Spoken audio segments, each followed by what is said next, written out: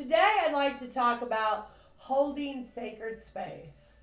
So here's a question. What is sacred space to you?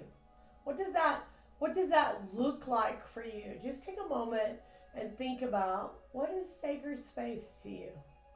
Now I have my own definition of sacred space. To me, sacred space is about making this special. It's divine to me. It's very sacred. I keep it clean and tidy because it means a lot to me. I hold space and find this to be really special. To me, that's what sacred space. But is sacred space just space, or is it other things too? When we hold sacred space, is it because we have created this corner in our home or our office that we find it to be very sacred? We've set up an altar on that space. We've brought in very sacred statues and items to make that space sacred.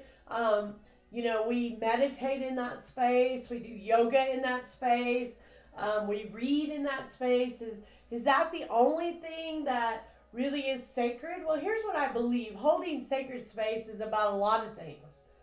How much sacred space do you hold for you? You, yourself. Do you know that you are a sacred divine being? Do you understand how sacred you are? And what I mean by that is, how do you let people treat you? Do you hold sacred space for yourself? Do you respect yourself? Do you honor yourself? Do you have high integrity for yourself? Do you expect anyone in your life to hold sacred space for you, to honor you, to understand that you're a sacred being when they treat you, when they love you? Do you hold that sacred space for yourself? Because what I've found with a lot of people is they don't love themselves. They don't treat themselves well. They say negative things to themselves and in their mind. They allow others to say negative things. That's not holding sacred space for you or yourself. That's allowing people to treat you however they want to.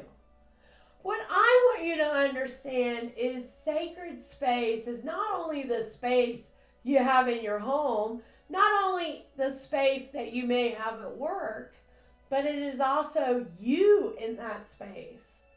How do you hold sacred space for yourself?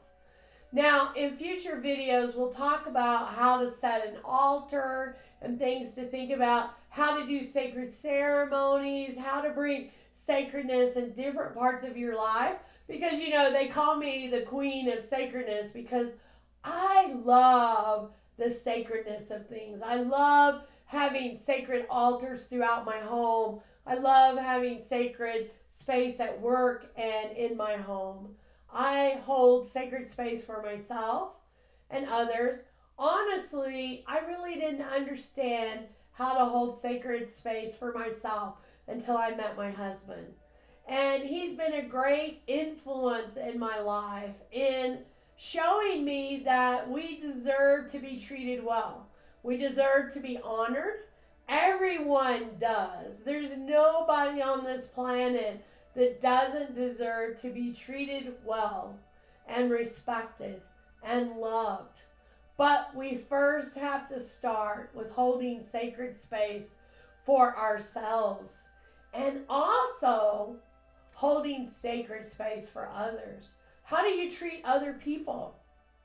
How do you treat them? Do you hold sacred space for them? Do you honor them? Even though you may not love them, even though their personality may not be the greatest personality for you, do you hold a respectful place for them?